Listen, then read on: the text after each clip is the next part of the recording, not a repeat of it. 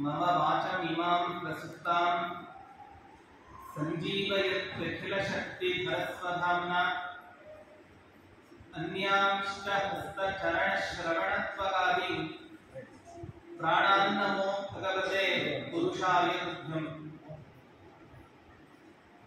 तपोविद्या विरक्त्यादि सद्गुणोद्घातरानहं वादिराजगुरुं वन्दे हयग्रीवपदाश्रयान्। तपस्वाध्याय शुश्रूषा कृष्णपूजारतं मुनिं विश्वेशमिष्टदं वन्दे परिव्राट् चक्रवर्तिनम्। श्री गुरुभ्यो नमः। हरि ओम। अध्यक्ष पीठवನ್ನ ಅಲಂಕರಿಸಿದ ಪರಮ ಪೂಜ್ಯ ಶ್ರೀಪಾದರ ಚರಣಾರವಿಂದಗಳಲ್ಲಿ ಭಕ್ತಿಪೂರ್ವಕ ನಮಸ್ಕಾರಗಳನ್ನು ಸಲ್ಲಿಸ್ತಾ ನನ್ನ ಗುರುಗಳಾದ ಹಿರಿಯರಾದ ಬದರಿಕಾಚಾರ್ಯರಿಗೂ ಕೂಡ ನಮಸ್ಕಾರವನ್ನು ಸಲ್ಲಿಸ್ತಾ ಶ್ರೀಹರಿ ಆಚಾರ್ಯ ವಾಳ್ವೇಕರ್ ಅವರಿಗೂ ಕೂಡ ನಮಸ್ಕಾರಗಳನ್ನು ಸಲ್ಲಿಸ್ತಾ ಇವತ್ತಿನ ದಿನ ರಾಜರ ವಿಷಯದಲ್ಲಿ ವಾದಿರಾಜ ತೀರ್ಥ ಶ್ರೀಪಾದಂಗಳವರು ಭಗವಂತನನ್ನ ಯಾವ್ಯಾವ ರೀತಿ ಚಿಂತನೆಯನ್ನ ಮಾಡ್ತಾ ಇದ್ರು, ಸಮಾಜದ ಮುಂದೆ ಯಾವ ರೀತಿಯ ಅವರು ಆಚಾರ್ಯರ ಸಿದ್ಧಾಂತಗಳನ್ನ ಪ್ರಸ್ತುತಪಡಿಸಿದ್ರು ಅನ್ನೋ ಕೆಲವೊಂದು ಆಯ್ದ ಪ್ರಮೇಯಗಳನ್ನ ತಮ್ಮ ಮುಂದೆ ನಾನು ಪ್ರಸ್ತುತಪಡಿಸಲಿಕ್ಕೆ ಇಚ್ಛೆ ಪಡ್ತೇನೆ. ನಾನು ಪ್ರಶ್ನೆಯನ್ನ ಕೇಳ್ತೇನೆ. ನಮ್ಮ ಗುರುಗಳಾದ ಆಚಾರ್ಯರು ನಾನು ಕೇಳಿದ ಪ್ರಶ್ನೆಗೆ ಉತ್ತರ ರೂಪದಲ್ಲಿ ಅವರು ಸಂವಾದವನ್ನು ನಡೆಸಿಕೊಡ್ತಾ ಇದ್ದಾರೆ.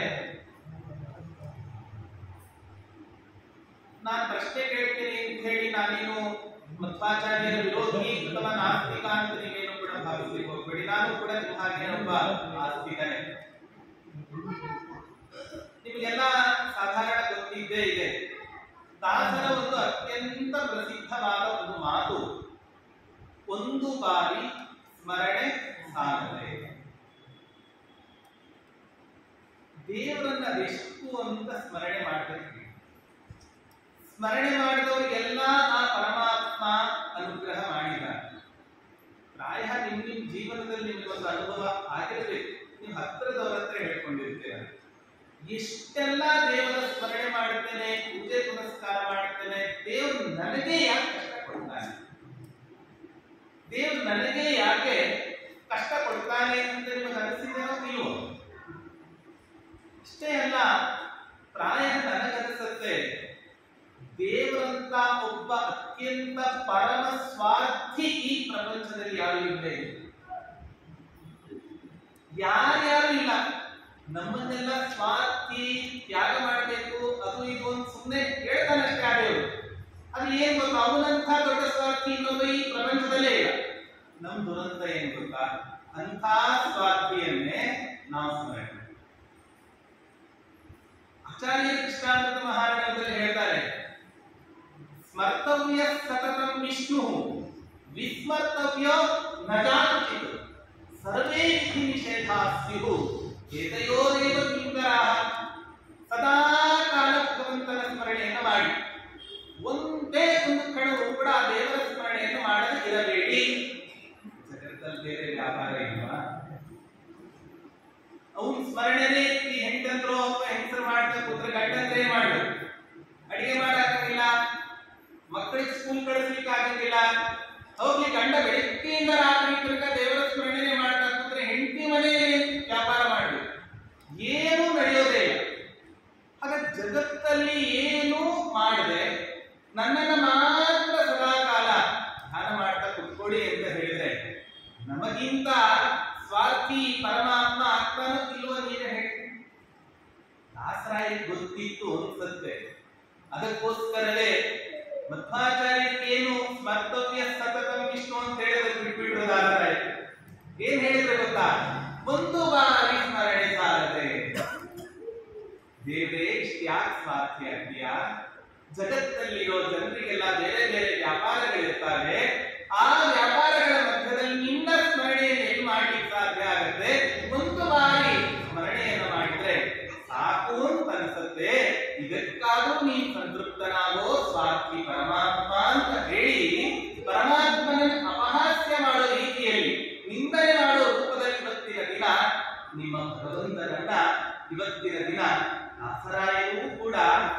ಚಿಂತನೆ ಮಾಡಿ. ಹಾಗಾಗಿ ನನಗನ್ನಿಸುತ್ತೆ ರಾಜರಾಗಲಿ, ರಾಯರಾಗಲಿ, ಮಧ್ವಾಚಾರ್ಯರಾಗಲಿ ಏನ್ ಇವತ್ತಿನ ದಿನ ಭಗವಂತನ ಚಿಂತನೆಯನ್ನ, ಪರಮಾತ್ಮನ ಸ್ಮರಣೆಯನ್ನು ಮಾಡಬೇಕು ಅಂತ ಹೇಳಿದ್ದಾರೆ. ಯಾಕಿದ್ರು ಆ ಜ್ಯೋತಿ ಕಟ್ಟಲಿದ್ರು ಇವರು ಬಿಟ್ಬಿಡಬೇಕಿದಲ್ಲ. ಒಂದ್ಸಲ ಸ್ಮರಣೆ ಮಾಡಿ. ಒಂದು ಸಂಪ್ರದಾಯ ಇದೆ. ಅವರ ಸಂಪ್ರದಾಯದಲ್ಲಿ ಏನು ಅಂತ ಹೇಳಿದ್ರೆ, ಜೀವನದಲ್ಲಿ ಬದುಕಿದ್ದಾಗ ಒಂದು ಬಾರಿ ಅವರು ಮುದ್ರಾಧಾರಣೆಯನ್ನು ಮಾಡಿಕೊಂಡ್ರೆ ಸಾಕು, ಇನ್ಯಾವತ್ತೂ ಕೂಡ ಬೇಡ. ಈ ತರ ಅನೇಕ ದೃಷ್ಟಾಂತಗಳು ಕಂಡಿದೆ. ಹಾಗಾಗಿ ನಾವು ಕೂಡ ಅದೇ ವೈಷ್ಣವ ಪರಂಪರೆಯಲ್ಲಿ ಬಂದಂತ ನಾವು ಕೂಡ ಇವತ್ತಿನ ದಿನ ಜೀವನದಲ್ಲಿ ಒಂದು ಸಲ ಸ್ಮರಣೆ ಮಾಡ್ತೇವೆ. ಎಲ್ಲಾ ಸಮಯದಲ್ಲೂ ಕೂಡ ನಮ್ಮ ಸಂಸಾರದ ಚಕ್ರದಲ್ಲಿ ನಾವು ಮುಳುಗಿದ್ದೇವೆ. ಈ ಕಡೆ ಗಂಡನನ್ನು ಸಂತೋಷಪಡಿಸ್ಬೇಕಾ, ಮಕ್ಕಳನ್ನು ಸಂತೋಷಪಡಿಸ್ಬೇಕಾ, ಮನೆ ಬಂದವರನ್ನು ಸಂತೋಷಪಡಿಸ್ಬೇಕಾ, ಇದಕ್ಕೆಲ್ಲ ತೊಂದರೆ ಯಾಗುತ್ತಾ? ನನ್ನ ಪ್ರಕಾರ ನೀವು ಒಪ್ಪಿರ್ತಕ್ಕಂತಹ ಸ್ವಾರ್ಥಿಯಾದ ಯಾವ ಭಗವಂತನಿಂದ ಇವನ್ನೇ ಮೂಲ ಕಾರಣ ಆದ್ರಿಂದ ಇವನು ಬಿಟ್ಬಿಡಿ, ನಿಮ್ಮ ಸಂಸಾರ ಸುಗಮವಾಗಿರುತ್ತೆ.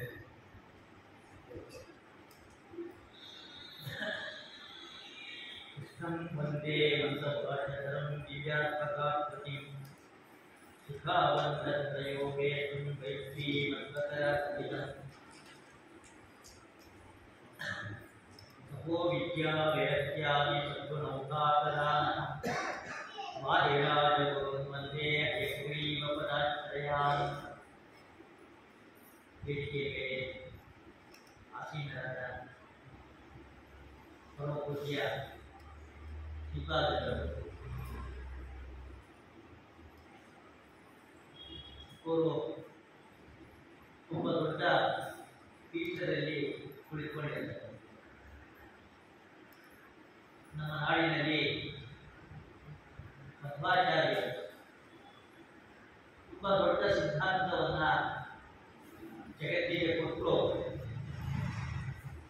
ಆದರೆ ಆ ಸಿದ್ಧಾಂತ ತುಂಬಾ ದೃಢವಾಗಿ ಉಳಿಬೇಕಲ್ವ? ಆ ತುಂಬಾ ದೃಢವಾಗಿ ಉಳಿಯುವಂತೆ ಆಚಾರ್ಯರ ಸಿದ್ಧಾಂತ ಇರ್ತಕ್ಕಂಥ ವೃಕ್ಷಕ್ಕೆ ಆ ಗೊಬ್ಬರ, ನೀರು ಅದನ್ನೆಲ್ಲ ಹಾಕಿ ತುಂಬಾ ಚೆನ್ನಾಗಿ ಅದರ ಪೋಷಣೆ ಮಾಡೋದು ವಾದಿರಾಜ ತೀರ್ಥ ಸಿದ್ಧರು. ಆದರೆ ವಾದಿರಾಜ ತೀರ್ಥರು ತಮ್ಮನ್ನ ವಾದಿರಾಜರು ಅಂತ ಹೇಳ್ಕೊಳ್ತಾರೆ ಹೊರತಾಗಿ ಹೆಚ್ಚಾಗಿ ಎಲ್ಲರೂ ಕೂಡ ಅವರು ತೀರ್ಥ ಅನ್ನೋ ಶಬ್ದವನ್ನ ಅವರು ಬಳಸೋದೇ ಇಲ್ಲ. ವಾದಿರಾಜರು ವಾದಿರಾಜರು ಅಂತಲೇ ಪ್ರಸಿದ್ಧ. ಇದು ವಾದಿರಾಜರಲ್ಲಿರ್ತಕ್ಕಂಥ ಒಂದು ದೊಡ್ಡ ಗುಣವನ್ನ ಇದು ತಿಳಿಸಿಕೊಡುತ್ತೆ. ಏನೋ ತೀರ್ಥ ಅಂತ ಹೇಳ್ಬಿಟ್ರೆ ಭಾರಿ ದೊಡ್ಡವರು, ಅಷ್ಟು ಆಕಾಶದ ಎತ್ತರದಲ್ಲಿರುವವರು, ನಮಗೆ ನಿಲ್ಕೋದಿಲ್ಲ, ನಮಗೆ ಎಟ್ಕೋದಿಲ್ಲ ಅಂತ ಅವರಿಂದ ದೂರ ಹೋಗ್ಬಿಡೋಣ ಅಂತ ಅನ್ನೋ ಭಾವನೆ ಬರ್ತದೆ. ಆದರೆ ವಾದಿರಾಜರ ಹಾಗಲ್ಲ. ಪಂಡಿತರನ್ನು ತಮ್ಮ ಕಡೆಗೆ ಸೆಳೀತಾರೆ, ಪಾಮರರನ್ನು ಕೂಡ ತಮ್ಮ ಕಡೆಗೆ ಸೆಳೀತಾರೆ. ಅಂಥ ಒಂದು ಆಕರ್ಷಣ ಶಕ್ತಿ ಆ ವಾದಿರಾಜರಲ್ಲಿ. ಆ ಗುಣಗಳನ್ನೆಲ್ಲ ನಾವಿವತ್ತು ವಿಶ್ವ ವಲ್ಲಭ ತೀರ್ಥ ಶ್ರೀಪಾದಗಳವರಲ್ಲೂ ಕೂಡ ನಾವು ಆ ಗುಣಗಳನ್ನೆಲ್ಲ ನಾವು ನೋಡ್ತಾ ಇದ್ದೀವಿ. ವಾದಿರಾಜರನ್ನ ಪ್ರತಿನಿತ್ಯ ಆರಾಧನೆ ಮಾಡೋದು ಅಲ್ಲ, ಆರಾಧನೆ ಮಾಡೋದ್ರ ಜೊತೆಗೆ ವಾದಿರಾಜರಿದ್ದಂತಹ ಗುಣಗಳನ್ನ ನಾವು ರೂಢಿಸಿಕೊಳ್ಳಿ ಪ್ರಯತ್ನ ಮಾಡಬೇಕು. ಆ ಕೆಲಸವನ್ನ ಪೂಜ್ಯ ಶ್ರೀಪಾದಗಳವರು ತುಂಬಾ ಚೆನ್ನಾಗಿ ಮಾಡ್ತಾ ಇದ್ದಾರೆ. ಎಲ್ಲರ ಜೊತೆಗೂ ಕೂಡ ತುಂಬಾ ಸೌಹಾರ್ದದ ಸಂಬಂಧವನ್ನ ಬಯಸತಕ್ಕಂಥವರು ಪರಮಪೂಜ್ಯ ಶ್ರೀಪಾದಗಳವರು. ಅವರಿಗೆ ನಾನು ಭಕ್ತಿಪೂರ್ವಕವಾದ ಪ್ರಣಾಮಗಳನ್ನ ಪ್ರಾರಂಭದಲ್ಲಿ ಸಲ್ಲಿಸಿ,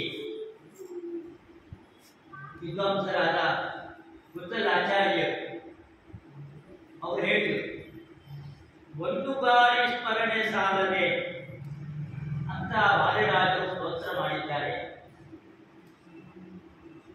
ಇದೆಲ್ಲ ಬೇಗ ಯಾಕೆ ಭಗವಂತನನ್ನ ಅವರು ಹೇಳಬೇಕಾದ್ರೆ ಭಾರಿ ಕ್ರೂರಿ ಅಂತೆಲ್ಲ ಹೇಳ್ತಾರೆ. ಯಾಕೆ ಎಂದು ಭಾರಿ ಕಷ್ಟ ಕೊಡ್ತಾನೆ, ನಮಗೆ ಏನೋ ದಾರಿದ್ರ್ಯವನ್ನು ಕೊಟ್ಟಿದ್ದಾನೆ, ರೋಗವನ್ನು ಕೊಟ್ಟಿದ್ದಾನೆ, ಹೀಗೇನೇನೋ ಕಷ್ಟಗಳನ್ನೆಲ್ಲ ದೇವರು ಕೊಟ್ಟಿದ್ದಾನೆ.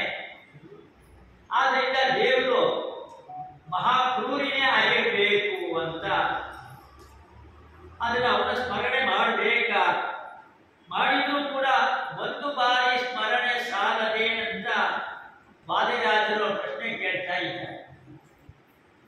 ಒಂದು ಬಾರಿ ಸ್ಮರಣೆ ಸಾಲದೆ ಅಂತ. ಹಾಗಾದ್ರೆ ಎರಡನೇ ಬಾರಿ ಮೂರನೇ ಬಾರಿ ಪ್ರತಿ ಸ್ಮರಣೆ ಬೇಕಾಗಿಲ್ವಾ? ಒಂದು ಬಾರಿ ಮಾಡಿ ಮಾತ್ರ ಸಾಕ ಎಂಬುದಾಗೆಲ್ಲ ಪ್ರಶ್ನೆಗಳು ಅದರ ಮೇಲೆ ಉದ್ಭವ ಆಗಿದೆ.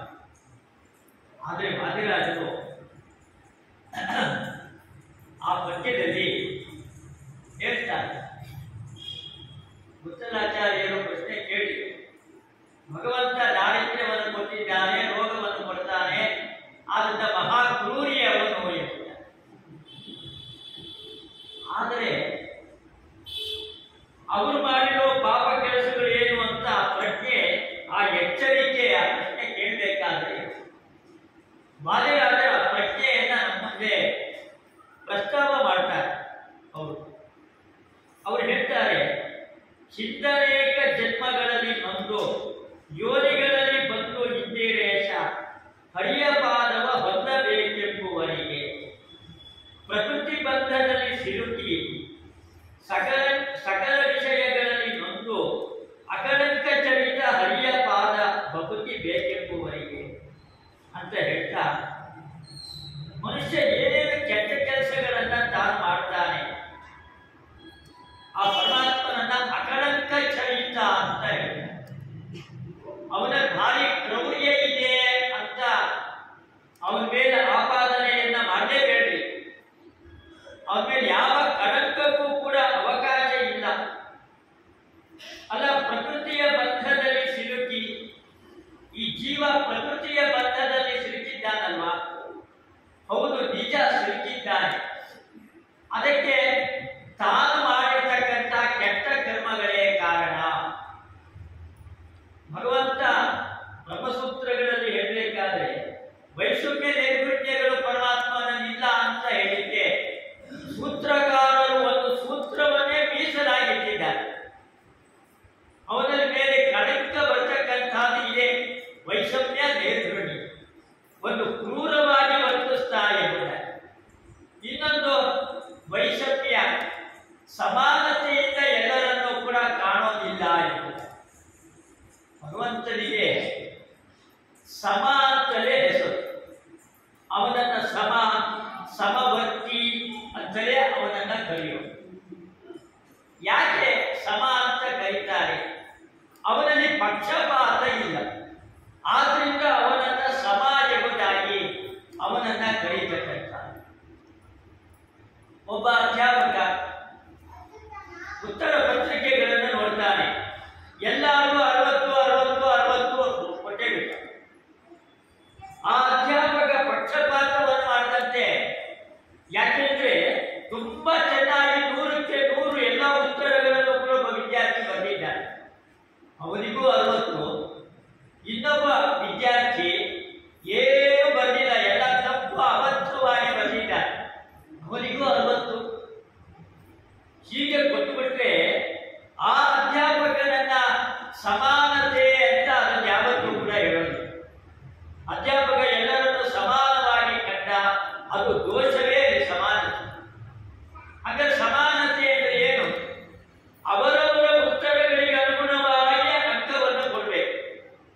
ಯಾರು ತುಂಬಾ ಚೆನ್ನಾಗಿ ಉತ್ತರಗಳನ್ನು ಕೊಟ್ಟಿದ್ದಾರೆ ಅವರಿಗೆ 100ಕ್ಕೆ 100 ಕೊಡ.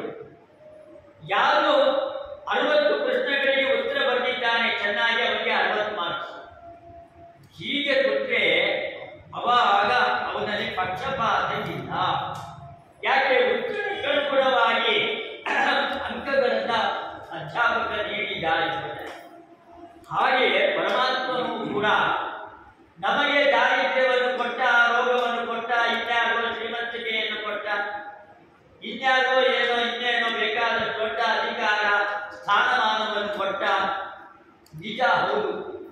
ಆದರೆ ಪರಮಾತ್ಮನು ಕೂಡ ಇದೆಲ್ಲ ಕೊಡಬೇಕಾದ್ರೆ ಯಾವುದೇ ಮಾನದಂಡ ಇಲ್ಲದೆ ಕೊಟ್ಟಿದ್ದಲ್ಲ. ಒಂದು ಮಾನದಂಡವನ್ನು ಇಟ್ಕೊಂಡೇ ಪರಮಾತ್ಮ ಕೊಟ್ಟಿದ್ದಾರೆ. ಆ ಮಾನದಂಡ ಯಾವುದು ಅಂತ ಹೇಳಿದ್ರೆ ನಮ್ಮ ಕರ್ಮಗಳು. ಅನಾದಿ ಕಾಲದಿಂದ ನಾವು ಕರ್ಮದ ಸಂಕೋಲೆಗೆ ಒಳಪಟ್ಟಿದ್ದೀವಿ. ಆ ಕರ್ಮಗಳು, ನಾವು ಒಳ್ಳೆಯ ಕರ್ಮಗಳನ್ನು ಮಾಡಿದ್ರೆ ಭಗವಂತ ಒಳ್ಳೆಯ ಆರೋಗ್ಯವನ್ನು ಕೊಡ್ತಾನೆ, ಇಲ್ಲ ನಾವು ಕೆಟ್ಟ ಕರ್ಮಗಳನ್ನೇ ಮಾಡಿದ್ದೀವಿ, ಅವಾಗ ಪರಮಾತ್ಮ ನಮಗೆ ರೋಗಾದಿಗಳನ್ನು ದಾರಿದ್ರ್ಯವನ್ನು ಕೊಡ್ತಾರೆ. ಹೀಗೆ ಪರಮಾತ್ಮ ನಮಗೆ ಈ ದಾರಿದ್ರ್ಯ, ಶ್ರೀಮಂತಿಕೆ, ರೋಗ, ಆರೋಗ್ಯ ಅದನ್ನೆಲ್ಲ ಕೊಡ್ಲಿಕ್ಕೂ ಕೂಡ ಮಾನದಂಡವಾಗಿರ್ತಕ್ಕಂಥದ್ದು ನಾವು ಮಾಡಿರ್ತಕ್ಕಂತಹ ಕರ್ಮಗಳು. ಕನ್ನಡದಲ್ಲಿ ಒಂದು ಮಾತು ಹೇಳೋದಿ, ಮಾಡಿದ್ದುಣ್ಣೋ ಮಹಾರಾಯ ಎಂಬ, ಮಾಡಿದ್ದುಣ್ಣೋ ಮಹಾರಾಯ ಎಂಬ. ಅವರೇನಾದ್ರೂ ಜೀವನದಲ್ಲಿ ತುಂಬಾ ಕಷ್ಟಕ್ಕೊಳಗಾದ ಅಂತ ಹೇಳಿದ್ರೆ, ಹೌದು, ಹಿಂದಿನ ಜನ್ಮದಲ್ಲಿ ಯಾರೋ ತುಂಬಾ ಕಷ್ಟ ಕೊಟ್ಟಿದ್ದಾರೆ. ಆದ್ರಿಂದ ಯಾರು ಕಷ್ಟವನ್ನು ಕೊಡ್ತೇನೆ ಒಂದು ಪ್ರಾಮಾಣಿಕವಾಗಿ ಒಂದು ನೀತಿ ಚೌಕಟ್ಟಿನ ಒಳಗಡೆಗೆ ನಮ್ಮ ಜೀವನ ಇರಬೇಕು. ಅವಾಗ ನಮಗೆ ಯಾವುದೇ ಕ್ಲೇಶಗಳು ಕೂಡ ನಮಗೆ ಜೀವನದಲ್ಲಿ ಬರೋದಿಲ್ಲ. ಅದನ್ನ ಪರಮಾತ್ಮನಲ್ಲಿ ಕ್ರೌರ್ಯ ಇದೆ ಅಂತೆಲ್ಲ ಹೇಳಬಾರ್ದು. ವಾದಿರಾಜರು ಒಂದು ಬಾರಿ ಸ್ಮರಣೆ ಸಾಲದೆ ಅಂತ ಕೇಳ್ತಾ ಇದ್ದಾರೆ. ಒಂದು ಬಾರಿ ಸ್ಮರಣೆ ಸಾಲದೆ ಅಂತ ಹೇಳಿದ್ರೆ ಹಾಗಾದ್ರೆ ಒಂದೇ ಬಾರಿ ಸ್ಮರಣೆ ಸಾಕ? ಒಂದು ಬಾರಿ ಸ್ಮರಣೆ ಜೀವನದಲ್ಲಿ ಯಾವಾಗ ಒಂದ್ಸಲ ಮಾಡಿಬಿಟ್ಟು ಸಾಕು. ಪ್ರತಿನಿತ್ಯ ಸಂಧ್ಯಾವಂದನೆ, ದೇವರ ಪೂಜೆ ಅವೆಲ್ಲ ಏನು ಮಾಡಬೇಕಾಗಿಲ್ಲ. ಯಾಕೆಂದ್ರೆ ವಾದಿರಾಜರು ಹೇಳಿದಾರಲ್ಲ, ಒಂದು ಬಾರಿ ಸ್ಮರಣೆ ಸಾಲದೆ. ಹೌದು, ಆದರೆ ವಾದಿರಾಜರ ಅರ್ಥ ಆಗಿಲ್ಲ. ಅಜಾಮಿಳ ಒಂದೇ ಬಾರಿ ನಾರಾಯಣ ಎಂಬುದಾಗಿ ಕವಿ. ಅದು ಕೂಡ ಅವನು ಕರೆದಿದ್ದು ಮಗನನ್ನ ಜ್ಞಾಪಿಸಿಕೊಂಡ. ಆದರೂ ಮನಸ್ಸು ಪರಮಾತ್ಮನ ಕಡೆಗೆ ಹೋಯಿತು. ಅವನ ಮನಸ್ಸು ಮಾತ್ರ ಪರಮಾತ್ಮನ ಕಡೆಗೆ ಹೋಯಿತು. ಆದ್ರಿಂದ ವಿಷ್ಣು ದೂತರು ಬಂದರು, ಅದರ ಜೊತೆಗೆ ಯಮದೂತರು ಬಂದರು. ಯಮದೂತರು ಯಾಕೆ ಬಂದರು? ಬೇಕಾದಷ್ಟು ಕೆಟ್ಟ ಕೆಲಸಗಳನ್ನು ಮಾಡಿದ್ದಲ್ಲ, ಸ್ವಂತ ಹೆಂಡತಿಯನ್ನು ಬಿಟ್ಟು ಯಾವುದೋ ಒಂದು ಬೇರೆ ಹೆಣ್ಣಿನ ಸಹವಾಸವನ್ನ ತಾನು ಮಾಡಿದ್ದಲ್ಲ, ಆ ಪಾಪದ ಫಲವಾಗಿ ಯಮದೂತರು ಬಂದರು. ಆದರೆ ಅವನ ಮನಸ್ಸು ಭಗವಂತನ ಕಡೆಗೆ ಹೋಯಿತು. ವಿಷ್ಣು ದೂತರು ಕೂಡ ಬಂದರು. ಯಾಕೆ ವಿಷ್ಣು ದೂತರು ಬಂದರು? ಒಂದು ಬಾರಿ ಸ್ಮರಣೆ ಮಾಡಿದ್ರಿಂದ ಬರೋದು. ಒಂದು ಬಾರಿ ಸ್ಮರಣೆ ಮಾಡಿದ್ರೆ ಕೂಡಲೇ ಪರಮಾತ್ಮನ ಕಡೆಗೆ ಮನಸ್ಸು ಹೋಗಿ ಬಿಡೋದಿಲ್ಲ. ಪರಮಾತ್ಮನ ಕಡೆಗೆ ಮನಸ್ಸು ಹೋಗಬೇಕಾದ್ರೆ ನಾವು ಯಾವತ್ತೂ ಹೇಳ್ತೀವಿ, ಮಾರ್ಚ್ ತಿಂಗಳ ಪರೀಕ್ಷೆಗೆ ಹಿಂದಿನ ಜನವರಿಯಿಂದಲೇ ಅವರ ಅಧ್ಯಯನ ಪ್ರಾರಂಭ ಮಾಡಬೇಕು. ಒಂದು ವರ್ಷ ಮೊದಲಿಂದಲೂ ಕೂಡ ಚೆನ್ನಾಗಿ ಓದಿದ್ರೆ ಅವಾಗ ಮಾತ್ರ ಮಾರ್ಚ್ ತಿಂಗಳ ಪರೀಕ್ಷೆಯಲ್ಲಿ ತುಂಬಾ ಚೆನ್ನಾಗಿ ಉತ್ತರಗಳನ್ನು ಬರೀಬಹುದು. ಇಲ್ಲ, ಮಾರ್ಚ್ ತಿಂಗಳ ನಾಳೆ 15ನೇ ತಾರೀಕು ಪರೀಕ್ಷೆ ಅಂದ್ರೆ 10ನೇ ತಾರೀಕು ಪುಸ್ತಕ ತೆಗೆದ್ರೆ ಅದು ಉಪಯೋಗ ಇಲ್ಲ. ಅದು ಉಪಯೋಗ ಇಲ್ಲ. ಗಡ್ಡಕ್ಕೆ ಬೆಂಕಿ ಬಿದ್ದಾಗ ಬಾವಿ ತೋಡೋದು ಅಂತ ಹೇಳ್ತಾರೆ. ಅದು ಸಾಧ್ಯ ಆಗತ್ತ? ಅದು ಸಾಧ್ಯ ಆಗುವುದು. ಹಾಗೆ ತಾನು ಜೀವನದಲ್ಲಿ ಅಜಾಮಿಳ ಬೇಕಾದಷ್ಟು ವೇದಾಧ್ಯಯನವನ್ನು ಮಾಡಿದ್ದ, ಬೇಕಾದಷ್ಟು ಜಪ ತಪಸ್ಸುಗಳನ್ನು ಮಾಡಿದ್ದ. ಅದರ ಫಲವಾಗಿ ಭಗವಂತನ ಕಡೆಗೆ ಅವನ ಮನಸ್ಸು ಹೋಯಿತವಾಗ. ಆದ್ರಿಂದ ವಿಷ್ಣು ದೂತರು ಬಂದರು. ಆದ್ರಿಂದ ಒಂದೇ ಬಾರಿ ಸ್ಮರಣೆ ಸಾಲದೆ ಅಂತ ಕೇಳಿದ್ರೆ ಒಂದೇ ಬಾರಿ ಸ್ಮರಣೆ ಮಾಡಬೇಕು ಅಂತ ಅರ್ಥ. ಅದು ಅವರ ಅಭಿಪ್ರಾಯ. ಯಾವತ್ತೂ ಹೇಳ್ತಿರ್ತಾರೆ, ನೀವು ಕೇಳಿರ್ಬೋದು, ಆ ಮರದಲ್ಲಿ 10 ಕಾಗೆ ಕುತ್ಕೊಂಡಿದೆ. 10 ಕಾಗೆಗಳನ್ನು ಓಡಿಸ್ಲಿಕ್ಕೆ 10 ಕಲ್ಲು ಬೇಕಾಗಿದೆ. ಒಂದು ಕಲ್ಲು ಒಗೆದರೂ ಸಾಕು, 10 ಕಾಗೆಯೂ ಕೂಡ ಓಡಿ ಹೋಗುತ್ತೆ. ಹಾಗೆ ನಮ್ಮ ಜೀವನದಲ್ಲಿ ಕ್ಷಣ ಕ್ಷಣಕ್ಕೂ ಕೂಡ ಪಾಪ ಕಾರ್ಯಗಳನ್ನು ಮಾಡ್ತಲೇ ಇರ್ತೀವಿ. ಕೋಟಿ ಕೋಟಿ ಜನ್ಮಗಳು ಬರಬೇಕು, ಅಷ್ಟು ಪಾಪ ಕಾರ್ಯಗಳನ್ನು ನಾವು ಯಾವಾಗಲೂ ಮಾಡ್ತಾ ಇರ್ತೀವಿ.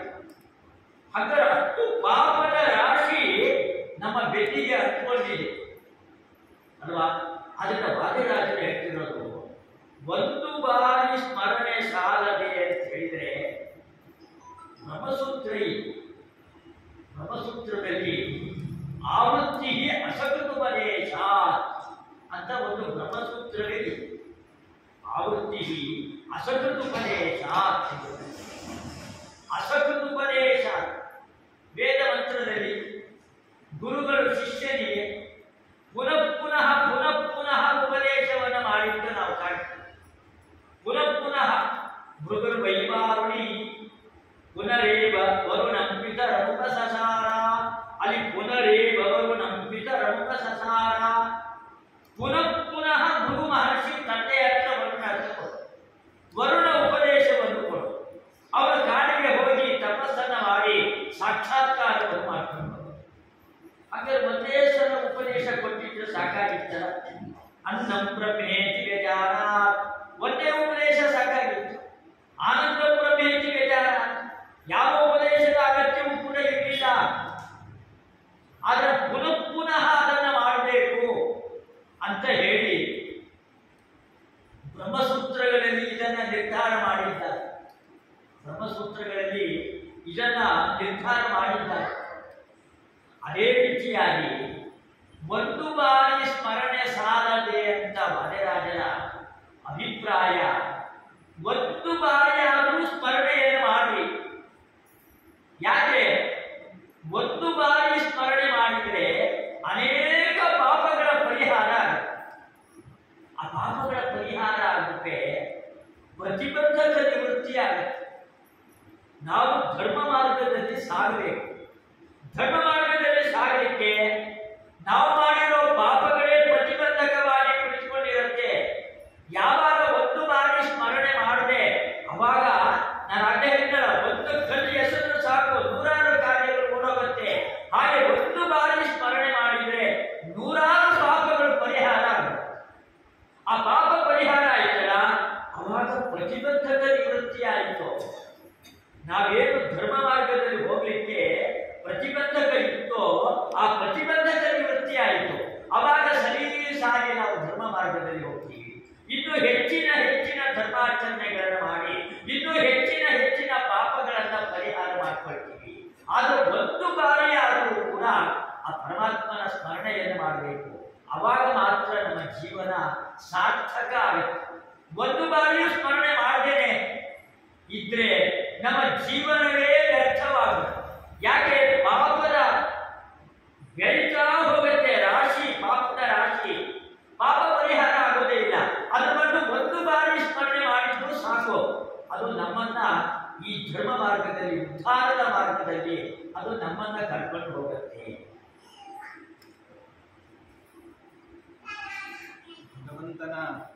ಭಗವಂತನ ನಾಮಸ್ಮರಣೆಯ ಒಂದು ಮಹತ್ವವನ್ನ ತಿಳಿಸಿಕೊಟ್ಟ ಆಚಾರ್ಯರಿಗೆ ಕೃತಜ್ಞತೆಗಳನ್ನು ಸಲ್ಲಿಸ್ತಾ, ನಾವೆಲ್ಲ ಇವತ್ತಿನ ದಿನ ಪೀಠದಲ್ಲಿ ಸ್ವಾಮಿಗಳು ಕೂತಿದ್ದಾರೆ, ಅವ್ರಿಗೆ ನಮಸ್ಕಾರ ಮಾಡ್ತೇವೆ, ಅನುಗ್ರಹ ಮಂತ್ರಾಕ್ಷತೆಯನ್ನು ತಗೋತೇವೆ. ಯಾಕೆ ತಗೋತೇವೆ ಅಂದ್ರೆ ನಮಗಿಂತ ವಿಲಕ್ಷಣರಾಗಿದ್ದಾರೆ. ಅಂದ್ರೆ ನಮ್ಮಷ್ಟು ಸಕಾಮ ಕರ್ಮಗಳನ್ನ, ಏನೇನೋ ಅಪೇಕ್ಷೆಗಳನ್ನು ಇಟ್ಕೊಂಡು ಮಾಡ್ತೇವೆ, ಸಂಸಾರವನ್ನು ತ್ಯಾಗ ಮಾಡಿದ್ದಾರೆ, ಶಾಸ್ತ್ರ ಸಂರಕ್ಷಣೆಗೋಸ್ಕರವೇ ತಮ್ಮ ಜೀವನವನ್ನ ಮುಡಿಪಾಗಿಟ್ಟಿದ್ದಾರೆ. ಅದರ ಆಶ್ಚರ್ಯ ಏನು ಗೊತ್ತಾ? ಈ ಇವತ್ತಿನ ದಿನ ರಾಜರು ಎಲ್ಲರಿಗೂ ಕೂಡ ಆರಾಧ್ಯರಾಗಿದ್ದಾರೆ. ಇವರಷ್ಟು ಅಪೇಕ್ಷೆಯನ್ನ ಪಟ್ಟ ವ್ಯಕ್ತಿಗಳೇ ಯಾರು ಇಲ್ಲ ಅಂತ ನನಗನ್ನಿಸುತ್ತೆ. ಸಹಜವಾಗಿ ಒಬ್ಬ ಸನ್ಯಾಸಿಯ ಗುಣಧರ್ಮಗಳನ್ನ ಭಾಗವತದಲ್ಲಿ ಅನೇಕ ಗ್ರಂಥಗಳಲ್ಲಿ, ಸ್ಮೃತಿ ಗ್ರಂಥಗಳಲ್ಲಿ ನಾವು ನೋಡೋದಾದ್ರೆ ತ್ಯಾಗವೇ ಸನ್ಯಾಸಿಯ ಮುಖ್ಯ ಲಕ್ಷಣ. ರಾಜರು ಏನು ತ್ಯಾಗನೇ ಮಾಡಿದ್ರು.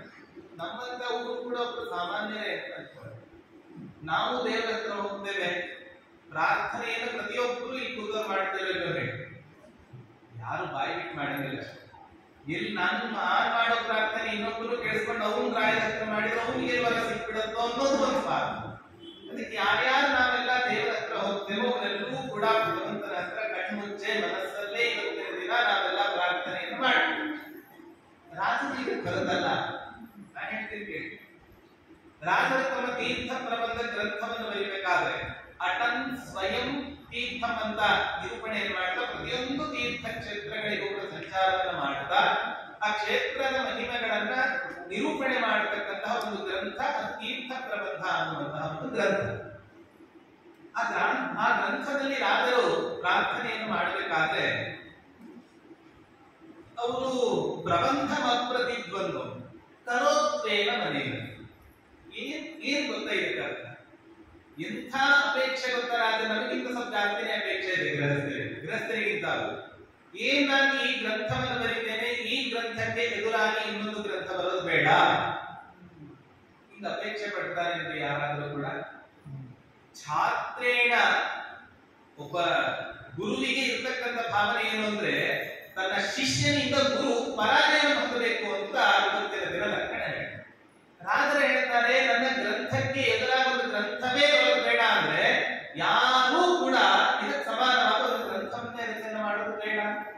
ಕರೋತ್ವೇನ ಮನೇಗತಂ, ಯಾವ ವಿಘ್ನಗಳು ಕೂಡ ಬರೋದು ಬೇಡ. ಸಾಮಾನ್ಯವಾಗಿ ವಿಘ್ನಗಳು ಯಾರಿಗೆ ಬರ್ತದೆ ಹೇಳ್ರಿ? ನಮ್ಮಂಥ ಮಾನವರಿಗೆ ಬರುತ್ತೆ ಅಲ್ವಾ? ಏನಾದ್ರೂ ಒಂದು ಕೆಲಸ ಮಾಡ್ಲಿಕ್ಕೆ ಹೊರಟ್ರೆ ಮೊದಲು ಬರೋದೇ ವಿಘ್ನ. ಉದಾಹರಣೆಗೆ ಏಕಾದಶಿ ಉಪವಾಸ ಮಾಡ್ಬೇಕು ಅಂತ ಸಂಕಲ್ಪ ಮಾಡಿದ್ರೆ ತಿಂಡಿ ತಿಂದು ಮುಗಿಸ್ಬಿಟ್ಟಿರ್ತೇವೆ, ಅದೇನೋ ಗೊತ್ತಿಲ್ಲ. ಯಾವ ದಿನವೂ 8 ಗಂಟೆಗೆ ಹಸುವ ಆಗಂಗಿಲ್ಲ, ಏಕಾದಶಿ ಮಾತ್ರ 8-8:30 ಹಸುವ ಆಗಕ್ಕೆ ಶುರುವಾಗುತ್ತೆ. ಹೌದೌದು, ನಾವೇನ್ ಮಾಡ್ತೀವಿ? ಬಿಟ್ಟೇ ಬಿಡ್ತೀವಿ. ನಮಗೂ ರಾಜರಿಗೂ ಏನ್ ಬಿಟ್ಟೆ?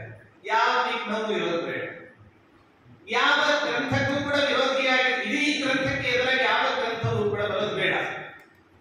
ಶಾಸ್ತ್ರಗಳು ಹೇಳುತ್ತೆ ನಾಶಕ್ಕೆ ಧರ್ಮಚೋದನ, ಮನುಷ್ಯನಿಗೆ ಅಸಾಧ್ಯವಾದ ಕೆಲಸಗಳಲ್ಲಿ ಧರ್ಮಶಾಸ್ತ್ರ ಇವತ್ತಿನ ದಿನ ಪ್ರೇರಣೆಯನ್ನು ಮಾಡೋದಿಲ್ಲ. ಸನ್ಯಾಸಿಗಳಾಗಿ ಸನ್ಯಾಸ ಧರ್ಮವನ್ನು ಅನುಷ್ಠಾನ ಮಾಡ್ತಾ ತ್ಯಾಗ ಸ್ವರೂಪಿಗಳಾಗಿ ಭಗವಂತನ ಹತ್ರ ಈ ಗ್ರಂಥ ರಚನೆಯನ್ನು ಮಾಡಬೇಕಾದ್ರೆ ಏನ್ ಪ್ರಾರ್ಥನೆ ಮಾಡಬೇಕಾಗಿತ್ತು ಅಂದ್ರೆ, ಈ ಗ್ರಂಥ ರಚನೆಯಿಂದ ನೀನು ಸಂತುಷ್ಟನಾಗು. ಬರೀ ಕೇವಲ ವಿಷ್ಣು ಪ್ರೇರಣೆಯ ವಿಷ್ಣು ಪ್ರೀತ್ಯರ್ಥ ಮಾತ್ರ. ನಮ್ಮ ಹಾಗೆಲ್ಲ ಸಂಕಲ್ಪ ಮಾಡಬೇಕಾದ್ರೆ ಅಸ್ಮಾಕಂ ಸಕುಟುಂಬಾನ ಕ್ಷೇಮ ಧೈರ್ಯ ವಿಜಯ ವೀರ್ಯ ಇದೆಲ್ಲ ಗೃಹಸ್ಥರಿಗೆ, ಸನ್ಯಾಸಿಗಳಿಗಲ್ಲ. ಹಾಗೆ ಸನ್ಯಾಸಿಗಳಾದ ರಾಜರು ನಮ್ಮ ಹಾಗೆ ಅಪೇಕ್ಷೆ ಇಟ್ಟುಕೊಂಡು ಈ ಗ್ರಂಥವನ್ನು ರಚನೆ ಮಾಡಿದ್ದಾರೆ ಅಂತಾದ್ರೆ ನಾವು ಒಂದು ಗ್ರಂಥ ರಚನೆ ಮಾಡೋಣ, ನಮಗೂ ರಾಜರು. ಹಾಗಾಗಿ ರಾಜರೂ ಕೂಡ ನಮ್ಮಂತೆ ಒಬ್ಬ ಸಕಾಮ ಕರ್ಮಿಗಳು. ನಿಷ್ಕಾಮ ಕರ್ಮವನ್ನು ಉಪದೇಶ ಮಾಡಿದ್ರೆ ಇವರು ಬಾಯಿ ಮಾತ್ರ, ಅನುಷ್ಠಾನ ಮಾಡೋದು ಮಾತ್ರ ಸಕಾಮ ಕರ್ಮವನ್ನೇ. ಒಂದು ಪ್ರಸಿದ್ಧ ನಾಣ್ಯ ಏನು ಗೊತ್ತಾ? ಹೇಳಬಾರ್ದು ನಾನು, ಆದ್ರೆ ಹೇಳ್ತೇನೆ.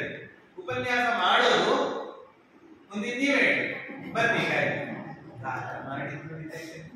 ಇಂಥ ರಾಜರನ್ನ ನಾವು ಹೇಗೆ ಇವತ್ತಿನ ದಿನ ಆರಾಧ್ಯ ಪುರುಷರು ಅಂತ ಹೇಗೆ ಉಪಾಸನೆ ಮಾಡಬೇಕು? ಆಚಾರ್ಯರು ಏನ್ ಹೇಳ್ತಾರೆ ನಾವು ಕೇಳಬೇಕು.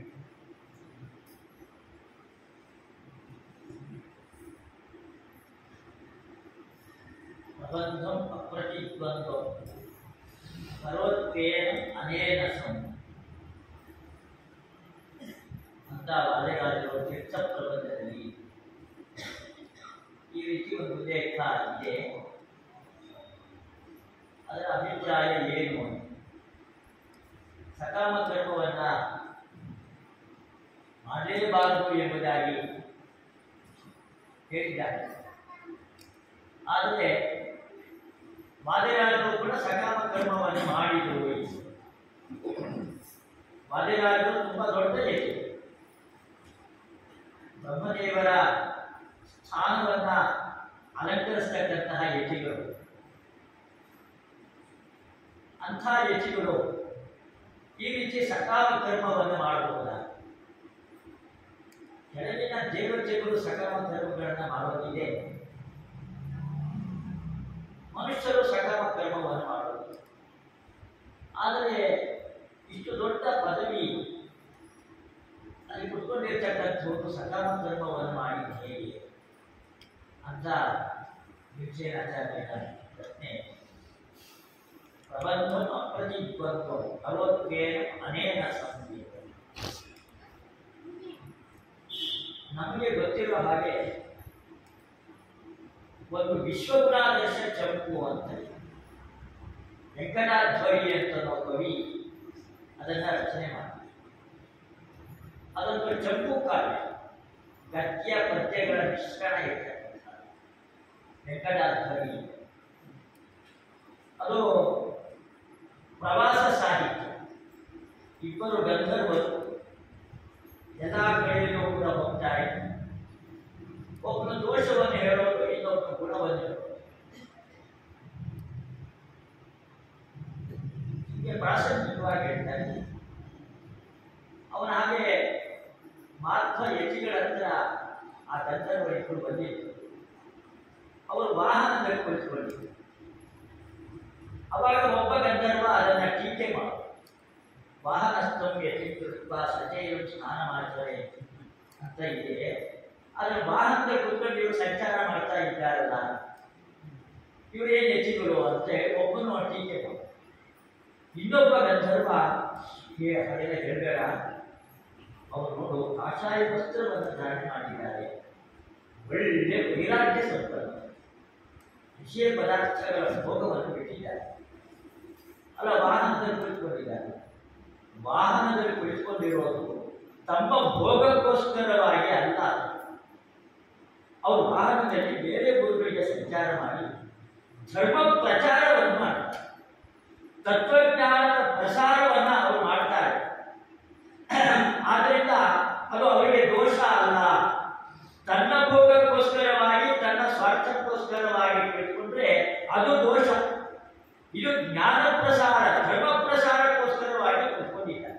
ಆದ್ರಿಂದ ಅವ್ರ ಬಗ್ಗೆ ಹಾಗೆಲ್ಲ ಅಶ್ರದ್ಧೆಯಿಂದ ಮಾತಾಡಬೇಡ ಅಂತ ಇನ್ನೊಬ್ಬ ಗಂಧರ್ವರು. ಹೀಗೆ ಆ ವಿಶ್ವಗುಣಾದರ್ಶ ಚಪ್ಪು ಒಂದು ಸುಂದರವಾಗಿರ್ತಕ್ಕಂಥ ಒಂದು ಕಾವ್ಯ. ಆದರೆ ವಾದಿರಾಜರ ತೀರ್ಥ ಪ್ರಬಂಧ ಅದು ಕೇವಲ ಒಂದು ಸುಂದರವಾದ ಕಾವ್ಯ ಮಾತ್ರ.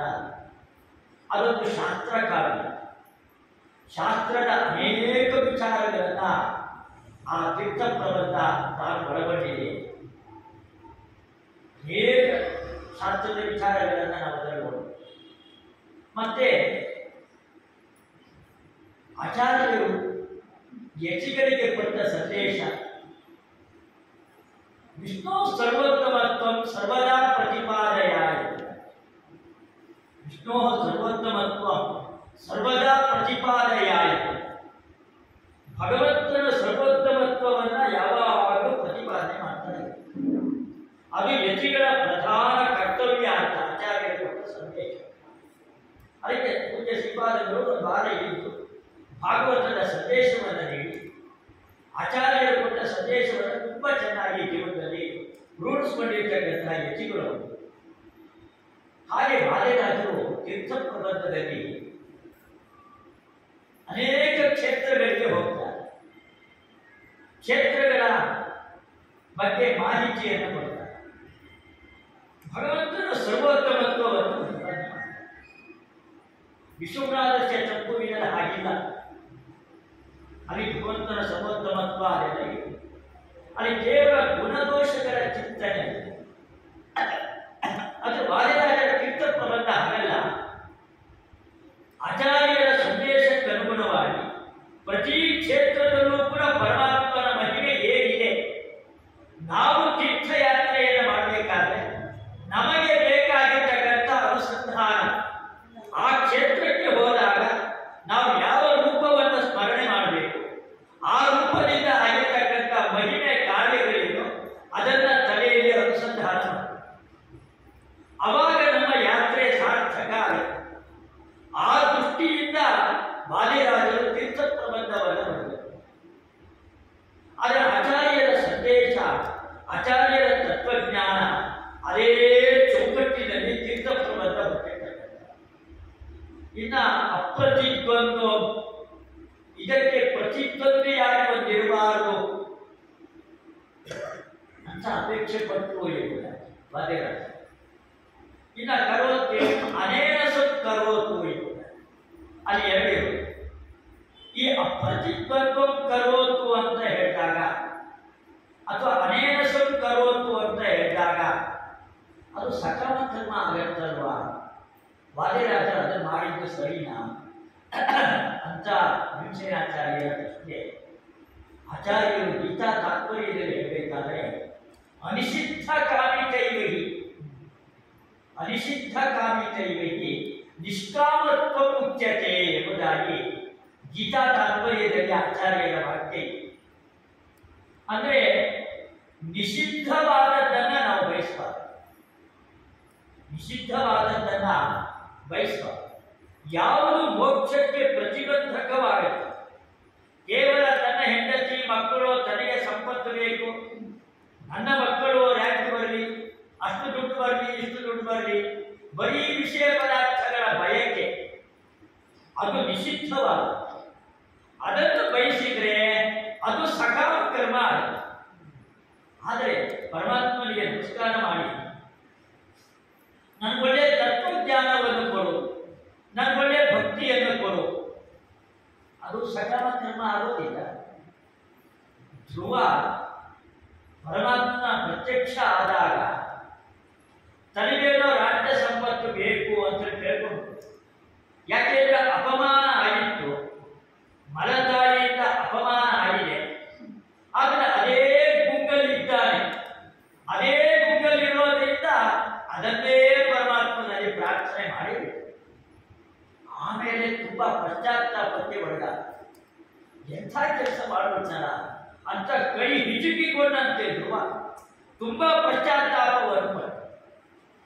ಆದ್ರೆ ವಾದಿರಾಜರು ನೋಡಿ, ಪ್ರಬಂಧಂ ಅಪ್ರತಿದ್ವಂದ್ವಂ ಕರೋದು, ಈ ತೀರ್ಥ ಪ್ರಬಂಧವನ್ನ ವಾದಿರಾಜರು ರಚನೆ ಮಾಡ್ತಾ ಇದ್ದಾರಲ್ಲ, ಇದರಿಂದ ವಾದಿರಾಜರಿಗೆ ಏನೂ ಪ್ರಯೋಜನ ಇಲ್ಲ.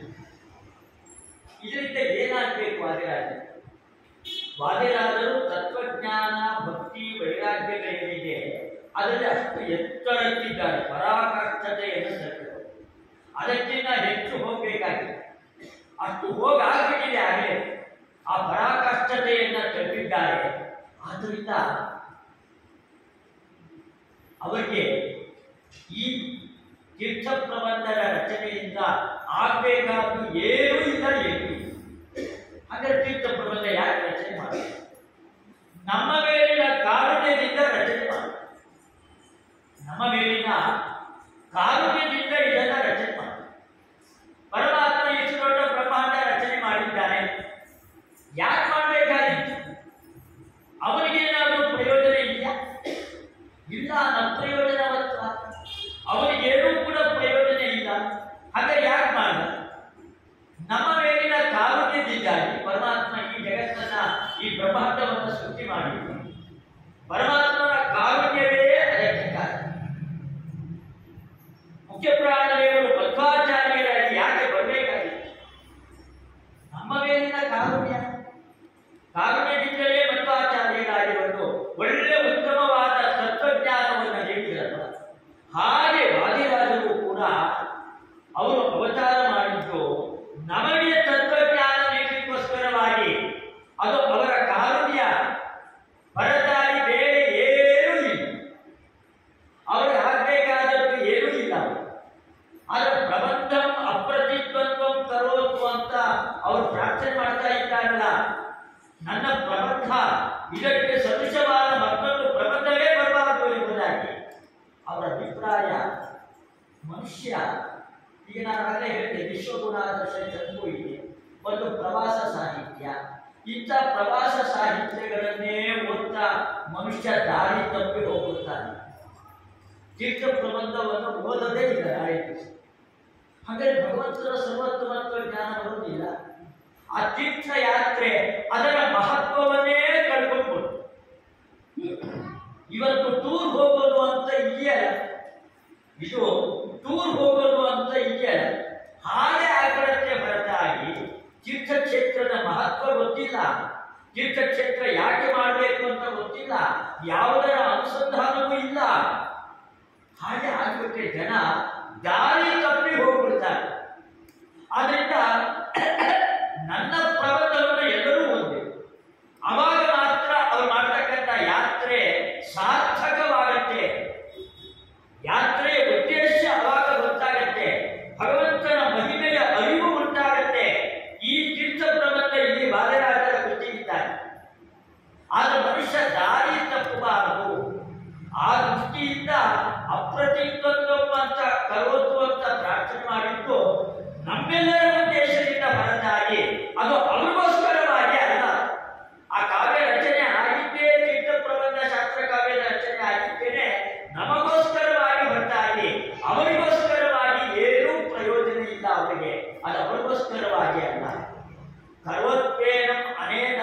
ಎಂಬುದು ಅಲ್ಲಿ ಯಾವುದೇ ದೋಷಗಳು ಏನಷ್ಟು ದೋಷಗಳು ಯಾವುದು ಕೂಡ ಇರಬಾರದು ಎಂಬುದು ದೋಷಗಳು ಯಾವುದು ಕೂಡ ಇರಬಾರದು ಅಂತ ಬಾಲ್ಯರಾಜರು ಪ್ರಾರ್ಥನೆ ಮಾಡಿದರು ಎಂಬುದು ನಾವು ಎಷ್ಟೋ ಕಡೆ ಹೇಳೋದಿದೆ.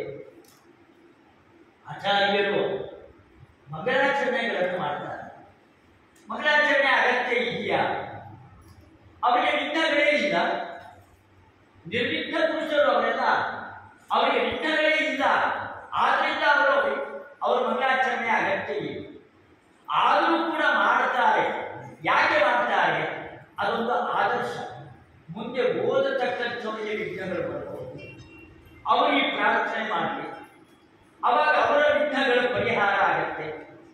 ಅಥವಾ ಮುಂದೆ ಶಿಷ್ಯಂತರುಗಳು ಬೇರೆ ಗ್ರಂಥಗಳನ್ನು ರಚನೆ ಮಾಡ್ತಾರೆ. ಅವರು ಈ ರೀತಿಯಾಗಿ ಅವರಿಗೆ ವಿಘ್ನಗಳಿರುತ್ತೆ, ನಮಗೆ ವಿಘ್ನಗಳಿಲ್ಲ. ಅವರಿಗೆ ವಿಘ್ನಗಳಿರುತ್ತೆ, ಅವರ ವಿಘ್ನಗಳು ಪರಿಹಾರ ಆಗಬೇಕು. ಅವರಿಗೊಂದು ಆದರ್ಶ, ನಾವು ಕೂಡ ಮಂಗಳಾಚರಣೆಯನ್ನು ಮಾಡಬೇಕಪ್ಪ ಅಂತ ಒಂದು ಆದರ್ಶ. ಆದ್ರೆ ಮುಂದೆ ಬರಲಿರ್ತಕ್ಕಂಥ ಜನಾಂಗಕ್ಕೆ ಒಂದು ಆದರ್ಶವಾಗಿ ಮಂಗಳಾಚರಣೆಯನ್ನು ಆಚಾರ್ಯರು ಮಾಡ್ತಾರೆ. ಈ ಪೀಠದಲ್ಲಿ ಬಂದಿರತಕ್ಕಂಥ ವಾದಿರಾಜರು ಕೂಡ ಅದೇ ದೃಷ್ಟಿಯಲ್ಲಿ ಕರ್ವತ್ವೇನಂ ಅನೇನ ಸಂ ಅಂತ ಹೇಳ್ತಿರೋದು ಅದು ತುಂಬಾ ಶುದ್ಧವಾದ ಮಾತು. ಯಾಕೆ ಅಂತ ಹೇಳಿದರೆ ವಾದಿರಾಜರು ತುಂಬಾ ದೊಡ್ಡ ಯತಿಗಳು. ನಾವು ಯಾವುದೇ ಕರ್ಮಾಚರಣೆ ನಾವು ಮಾಡಬೇಕಾದರೆ ನಮಗಿರ್ತಕ್ಕಂಥ ಅನುಸಂಧಾನ ಏನು? ನಾಹಂಕರ್ತ ಹರಿಕರ್ತ. ನಾನು ಸ್ವತಂತ್ರ ಅಲ್ಲ, ಪರಮಾತ್ಮನು ಸ್ವತಂತ್ರನಾದನು. ಈ ಒಂದು ಅನುಸಂಧಾನ, ಈ ಎಚ್ಚರಿಕೆ, ಈ ಜಾಗೃತಿ ನಮ್ಗೆ ಯಾವಾಗಲೂ ಕೂಡ ಇದೆ. ವಾದಿರಾಜರಿಗೆ ಆ ಜಾಗೃತಿ ಇದೆ, ಆ ಎಚ್ಚರಿಕೆ ವಾದಿರಾಜರಿಗಿದೆ. ಆದ್ರಿಂದ ಈ ಪ್ರಬಂಧ ತುಂಬಾ ನಿರ್ದಿಷ್ಟವಾದ ಪ್ರಬಂಧ ಇದೆ. ನಾನು ಬರ್ತಾ ಇರೋ ಪ್ರಬಂಧದಲ್ಲಿ ದೋಷಗಳಿದೆ. ಯಾಕೆ ದೋಷಗಳಿಲ್ಲ? ನಿರ್ದಿಷ್ಟ ದೋಷಗಳಿದೆ. ಯಾಕೆ? ಇದಕ್ಕೆ ಪರಮಾತ್ಮನು ಕಾರಣ. ಇದಕ್ಕೆ ಪರಮಾತ್ಮನು ಕಾರಣ, ಅವರು ಕಾರಣ. ಇದು ನನ್ನ ಶಕ್ತಿಯಿಂದಾಗಿ, ನನ್ನ ಸಾಮರ್ಥ್ಯದಿಂದಾಗಿ, ನನ್ನಿಂದಾಗಿಯೇ ಈ ಪ್ರಬಂಧ ನಿರ್ದಿಷ್ಟವಾಗಿ ಬರ್ತಾ ಇರೋದಲ್ಲ. ಈ ಪ್ರಬಂಧದಲ್ಲಿ ದೋಷಗಳಿದೆಲ್ಲ ಅವನು ಪರಿಹಾರ ಮಾಡುವನು ಎಂಬುದು ನಾವು ಜಯ ಜಯಮಿತ ಸಂಜ್ಞಾನ ಸುಖಶಕ್ತಿ ಪಯೋನಿಧಿ ಜಯತಿ ಉತ್ಕೃಷ್ಟನಾಗಲಿ. ಅದು ಆಶೀರ್ವಾದ ಅಲ್ಲ. ಹಾಗೆ ಇನ್ನೂ ಕೂಡ ಕರ್ವತ್ವೇನಂ ಅನೇನ ಸಂ ಅಂತ ಹೇಳಿದರೆ ಈ ದೋಷರಹಿತವಾಗಿ ಪ್ರಬಂಧ ನಿರ್ಮಾಣ ಆಗ್ತಾ ಇದೆ. ದೋಷಗಳೆಲ್ಲ ಪರಿಹಾರ ಆಗ್ತಾ ಇದೆ. ಈ ದೋಷಗಳ ಪರಿಹಾರಕ್ಕೆ ಪರಮಾತ್ಮನು ಕಾರಣ, ನಾವು ಸ್ವತಂತ್ರ ಕಾರಣ ಅಲ್ಲ ಅಂತ ಆ ಪರಾಧೀನತೆಯ ಅನುಸಂಧಾನ ಏನಿರಬೇಕೋ ಆ ಅನುಸಂಧಾನ ಬಾಲ್ಯರಾಜರಲ್ಲಿ, ಆ ಅನುಸಂಧಾನದಿಂದ ಹೊರಟಿರ್ತಕ್ಕಂತಹ ಮಾತುಗಳೇ ಹೊರತಾಗಿ ಅವರಿಗೆ ಯಾವುದೇ ವಿಧವಾಗಿರ್ತಕ್ಕಂತಹ ಪ್ರಯೋಜನ ಇಲ್ಲ. ಅದೊಂದು ನಿರ್ದಿಷ್ಟವಾದ ಪ್ರಬಂಧ. ಅದು ಪರಮಾತ್ಮನ ಪ್ರೇರಣೆಯಿಂದ ಆ ನಿರ್ದಿಷ್ಟತೆ ಅದರಲ್ಲಿ ಬರುತ್ತೆ ಅನ್ನೋ ರೀತಿಯಲ್ಲಿ ವಾದಿರಾಜರ ಅಭಿಪ್ರಾಯ ಹೀಗಿರ್ತಕ್ಕಂಥದ್ದು. ಪರಮಪೂಜ್ಯ ಶ್ರೀಪಾದಂಗಳವರು ಪ್ರತಿನಿತ್ಯ ಉಪನ್ಯಾಸವನ್ನು ಮಾಡಿ ಎಲ್ಲರೂ ಕೂಡ ಹಸ್ತಾ ಇದ್ದಾರೆ. ಅದರ ಮಧ್ಯದಲ್ಲಿ ನಾವೊಂದು ಸ್ವಲ್ಪ ಸಮಯವನ್ನು ತಿಂದು ಶ್ರೀಪಾದಂಗಳಿಗೆ ಬೇಸರ ಉಂಟಾಗಿದೆ ಅನ್ನೋ ಗೊತ್ತಿಲ್ಲ. ಅವರ ಹೊರಗಡೆಗೆ ಪರಮಪೂಜ್ಯ ವಾದಿರಾಜ ತೀರ್ಥ ಶ್ರೀಪಾದಂಗಳವರೇ ಅವರಲ್ಲಿ ಇದ್ದಾರೆ. ಆ ಅನುಸಂಧಾನದಿಂದಲೇ ನಾವು ಅವರಿಗೆ ನಮಸ್ಕಾರ ಮಾಡ್ತೀವಿ. ಆ ಪೂಜ್ಯ ಶ್ರೀಪಾದಂಗಳವರ ಆಶೀರ್ವಾದ ನಮಗೆ ಯಾವತ್ತೂ ಪ್ರಾರ್ಥನೆ ಮಾಡ್ತಾರೆ. ಮಾತುಗಳನ್ನು